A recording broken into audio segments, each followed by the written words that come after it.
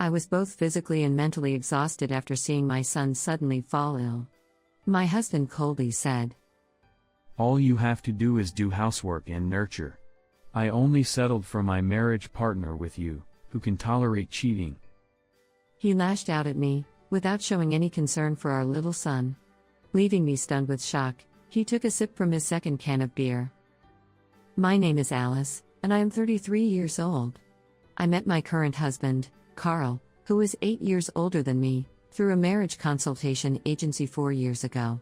He is an elite man, working for a prestigious company, and has a slight high self-esteem, but he took control even though I was shy. I was attracted to his manhood and quickly fell in love with him. He praised me for being modest like a Japanese woman, and I tried my best to meet his expectations, even after we started almost living together at my house. Perhaps it worked, as after a year of dating, he finally proposed to me, as I had longed for. Of course, I said yes. "I will support you as a family breadwinner, and I want you to take care of the house when we get married." In order to fulfill his wish, I resigned from my work. We held a grand wedding ceremony with many people invited, and soon after that, my husband moved into my house. Since then, I have devoted myself to housework and my husband, while spending my spare time on hobbies. I was blessed by my family, and I drew envious stares from my friends. An outsider might think, my husband was an elite with a high salary. He was surly at home, but he was pleasant to everyone else, and had a good look. Now, we also have a lovely son, Ken. It must have seemed happily married. Yes. I was supposed to be really happy. "I'll be late. I don't need dinner, just prepare for the bath and supper." I sighed, without thinking at the message that arrived after I finished cooking dinner. The only time we were happy as a couple was the first year of our marriage. He was delighted about the baby, but it was temporary and he didn't engage in nurturing, saying he was too busy with work. Whenever I asked for his help, even a little bit, he glared at me and said, "Do you make someone who has worked outside do housework and nurture?" He stared at me and left home obviously unhappy. He started to come home late day by day, and the number of days he came home drunk also increased proportionally. Sometimes he came home with a scent of perfume that I didn't know about. Meanwhile, I was struggling to look after my child day and night, and I often couldn't do housework due to a lack of sleep, which became chronic. However, it seemed that my husband wanted me to treat him in the same way as when we had no child. "You live a comfortable life with a baby that just sleeps, you're doing no proper housework, and dozing off. That's a good position to be in." I was woken up when I was dozing off with my son and didn't notice my husband coming home. I felt the blood drain when I heard his words without him saying, "I'm home." The next day, I saw my grumpy husband off and did as much housework as I could and waited for him to come home. Then, he came back earlier than usual and told me that he was going to divorce. "If you don't like it, apologize from the bottom of your heart, show your attitude. For the sake of our still young son, I must avoid losing your male parent. All I have to do is put up with it." I bit my lip and fell on my knees on the spot and said, I'm sorry. That night I got down on my knees for the first time in my life. Looking back, the warmth of my son sleeping beside me was the only thing that kept me rational. While I was looking after my child, in a way I was not used to, I devoted myself to my husband even more. He began to take it for granted that he would come home late or go out at night, casting a sidelong glance at me. Even if I have business cards and membership cards from nightclubs come to my attention, he would first say, "It's just socializing," and he would next say, "If you have a problem with it, you can leave." That's all he says. Around that time, when I began to get used to such a life, I was beginning to feel physically and mentally exhausted from housework and childcare. I fell asleep beside my son before I knew it. I don't know how long it was before I woke up to the sound of my son crying hard. "What's wrong?" My young son was crying with a bright red face. When I picked him up, his body was abnormally hot, and I panicked and rushed him to the general hospital, where he was born. Fortunately, the examination at the hospital revealed no major problems, but because he was still young, we ended up being hospitalized for a checkup in the same room, just to be safe. The sick child care room is still available, and we can take care of your child for a little while. You can go home once to pick up anything you need. As the nurse said that, I decided to go home on my own. I look at my phone and hesitate. Although I was told not to contact him during work hours, this time it was about our son. I decided to call him anyway. However, there was no response, so I reluctantly sent a message. My young son was waiting alone in an unfamiliar place. I didn't have time to wait for a reply. I left a memo on the table with the necessary items, and left a car there just in case, and hurried back to the hospital. As expected, my son was cranky all day and clung to me. Although a sleeper bed was provided, he didn't let me be away, so I couldn't go to the bathroom or eat properly, and the time passed. It wasn't until around 11 o'clock at night, when my son fell asleep, exhausted. When I went to the bathroom, and took a sip of hot chocolate from a vending machine, to get some calories, my smartphone rang loudly. It was my husband on the other end. Hello? How was work? Hey, whereabouts are you? This was the first thing he said, and it made my heart flutter. At the hospital. Didn't I leave a note? We're staying in the same room for Ken's examination. More importantly, what about my dinner? More importantly? I was irritated by his one-word crapped on our son, but didn't want to wake up my son, who had just fallen asleep. I answered calmly. I wrote it in the message. I didn't have time to make dinner. There is some meal prep in the fridge, and some bread for breakfast too. You also have a car, so you can eat out? Please just make your own tonight. Don't you know the saying, men should keep out of the kitchen? Who do you think you are to let your husband, who is tired from work, stand in the kitchen? There's nothing for you to do in the hospital, come home for me now. I heard the sound of him opening a can of beer in the distance. While saying something great, he could go into the kitchen and open the fridge for a drink. He told me to come home, without a word of concern for his son, and he didn't seem to come to pick us up. I felt myself starting to get angry with my husband, who started drinking comfortably at home. There's no bus, so don't be reckless. Besides, there is no way I can go home alone without my baby, who is not even 1 year old yet. He is being hospitalized, even for a checkup. Aren't you worried? When I raised my voice unintentionally, he clicked his tongue. Oh? Are you talking back to me because you can't see my face? If you're going to act like that, we'll get divorced. You're just a housewife, with no great qualifications or education, who is plain and mediocre as a woman. How are you going to live in this recession? I mean, it's your job to raise kids, and do the housework, right? That's what happens when you neglect taking care of it. It's that again. The word divorce has been used frequently as a last resort, since that day. If anything goes wrong, the second word is divorce. Divorce, what do you think of us? The words overflowed without thinking. Balancing childcare and housework was never easy, though. Still, I have tried to do my best, as a wife and mother, because I believe my husband loves our family. He comes home late, he goes to the nightclubs, he's there for his family. I could turn a blind eye to it, because I believe it is part of working. When the phone suddenly became quiet, I heard a second can of beer open. As soon as he finished slurping it down, he shouted at me. Look, what you've suddenly said, who do you think is feeding you guys? Don't make me laugh. What? How dare you say arrogant things like that to your husband? All you have to do, is do housework and nurture. After that, you're just going to wither away. Wither away? Women just wither away after they turn 30, right? I'm not going to go along with a withering flower, and let myself wither too. It's natural for a man to choose a young woman. I only settled for my marriage partner with you, who can tolerate cheating. That's... I was shocked and speechless with his abusive language, which cannot be covered with the words like, "It's because of the alcohol." He smirked at me. I don't want to live a life bounded by a family. I've had enough drinks to make me full, so I don't need dinner anymore. I'm going to bed now, and I'm going out tomorrow. Don't contact me anymore, got it? If you don't want to get divorced, think about your position again. If you keep behaving like that, while living off of my earnings, then I won't give you any more living expenses from now on. My phone was cut off unilaterally.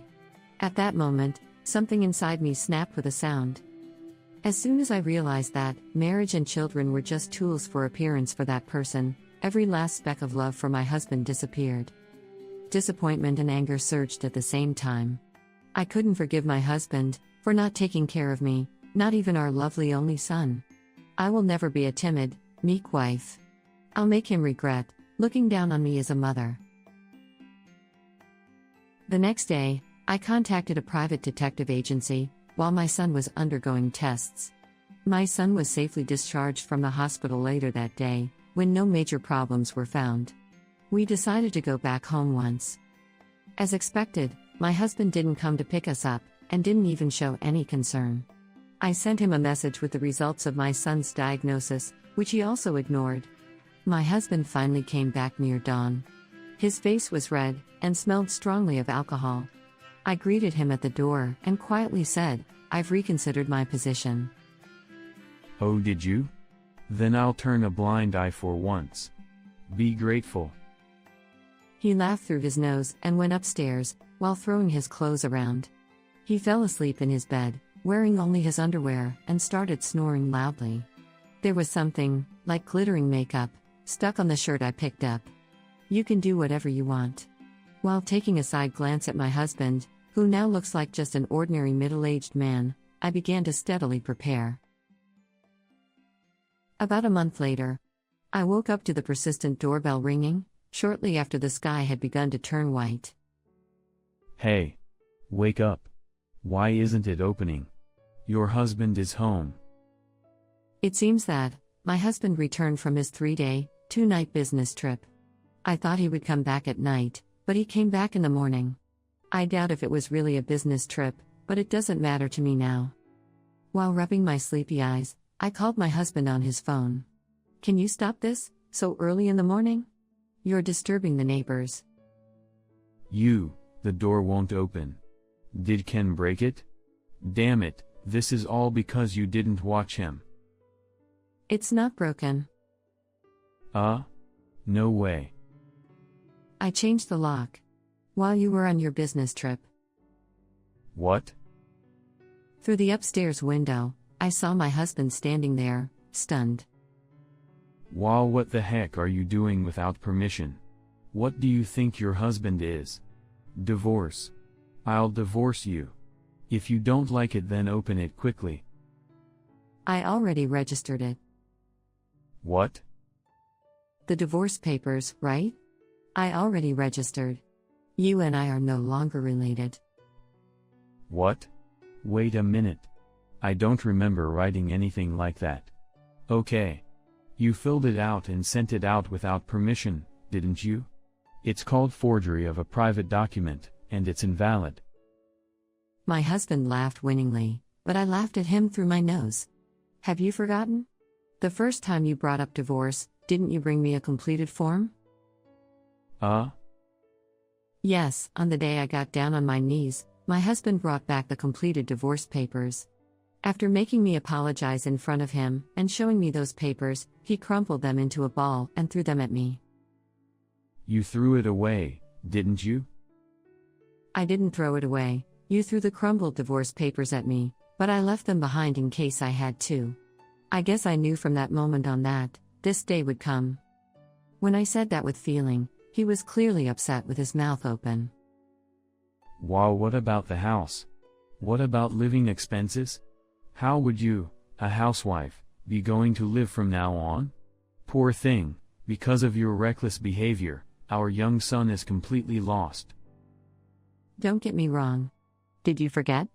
This house was originally inherited from my late grandfather, and is under my name. You were just living with me, right? You don't need to worry about our life. I have a job. Liar. You didn't have time to get a new job. I was drawing pictures as a hobby. You told me not to go to bed before you do, so I kept drawing while waiting for you. Then, I uploaded them to the internet, and they caught the eye of someone from a publishing company. That's impossible. You must have been tricked. It's not unusual these days to debut through the internet. It's a reputable company. You know it too, don't you? When I said the name of the publishing company, he was stunned and muttered. Seriously? It wasn't a voice of anger or sarcasm, but rather my husband's dumb voice, that I hadn't heard in a long time. So for the time being, it's not a problem. Besides, I also have compensation from you. I opened the window and threw a photo that I got from a detective at my husband. I had them investigated by a detective agency. I wouldn't have minded if you just went to nightclubs, but you even have sexual relationships with girls from the club. I also contacted the club. The girls were on my side, as soon as I told them I wasn't going to charge them compensation. My husband frantically gathered up his things and turned pale. No wonder. He and a young girl who looked like she was in the night business were photographed going into a dodgy place. Here's an addition. Next, I scattered around a screenshot of all the messages my husband has ever sent me. In the morning, people started to move on. Whether it was photos or messages, if they saw the content, my husband would not be in a position to do anything about it. I've also kept all the records of what you said, and did on a daily basis that I can. I will, of course, send this to my lawyer as well. You can take those photos and images home with you. The original data is properly stored. An investigation agency? A lawyer? I don't think you are allowed to do that with my money. I used my savings from when I was single. There's no reason for you to complain. When I retorted sharply, he bit his lip and glared at me. Ever since I got married, my husband has demanded me to be modest, so I hardly spent money on myself. My savings were almost untouched. I surprised myself that I was earning so much. I should have done this sooner. I'm so mad at my old self for being quiet. Perhaps, he was worried about what the neighbors would think. He laughed foolishly and said in a gentle voice. Oh, okay. I'm sorry. I apologize, just let me in for now. We're a couple. We're not a couple anymore, we're no longer related. Open the mailbox. He opened the mailbox passively. He took out an envelope and gave a good look at it. There's a key and map to a rental storage. Everything we bought with your salary, since we got married, is in there. You can take the car as you bought it. Now, get out of my sight. Thanks to my husband, who never did any housework, I knew exactly where all his stuff was. He probably doesn't even know how many shirts he has. What? I can't live without you. When he sounds so sweet now, all I can feel is a chill. I can live without you. You don't care about our son or the withered flowers. Why don't you let a young girl devote herself to you? Hang on a minute. From now on, I'll talk through my lawyer. If you stay here any longer, I'll report you to the police. See you. I hung up the phone, and locked the window and closed the curtains. For a while, my husband rang the doorbell and banged on the door. He sent me some messages, asking if we could get back together, but I ignored them. When the neighbors started whispering, seeing my husband like that, he got into the car roughly and left as if he was running away. After a while, I received a call from my parents-in-law. Apparently, he had spent most of his free cash and savings from his single days at nightclubs, and begged his parents for help, unbecoming of his age. I explained the detailed situation to my in-laws in a polite manner, with evidence. A few days later, they handed me a thick envelope saying, "I'm sorry for the trouble my foolish son has caused you." It was compensation with a little extra that I had claimed from my husband. My in-laws had to pay temporarily, on behalf of their son, who could not afford to pay it. According to what I heard at the time, he took advantage of his position to play with his company's money. He was banned after I lodged the information against the nightclub. It seems that the company found out about the sudden change in income and expenditure. Although he wasn't fired, he was shunned off to a rural area, with no real work to do. Now he is apparently living alone in a cheap apartment, but he didn't know anything about housework until now. I can imagine how terrible his life is, but but I don't feel sorry for him. He deserves it. Meanwhile, I sold the house and went back to my parents' house, explaining the situation. I started working part-time at a supermarket, while working as an illustrator. I can't live a luxurious life, though I can eat what I want when I want. My parents care about us. Above all, my son has not had any serious illnesses since that day, and he is growing up healthy every day. Recently, he has been saying things like, "I want to help," which makes me very happy. Even if there is no father around, I swear on my empty ring finger that I will make this child happy by taking on both the roles of a father and a mother.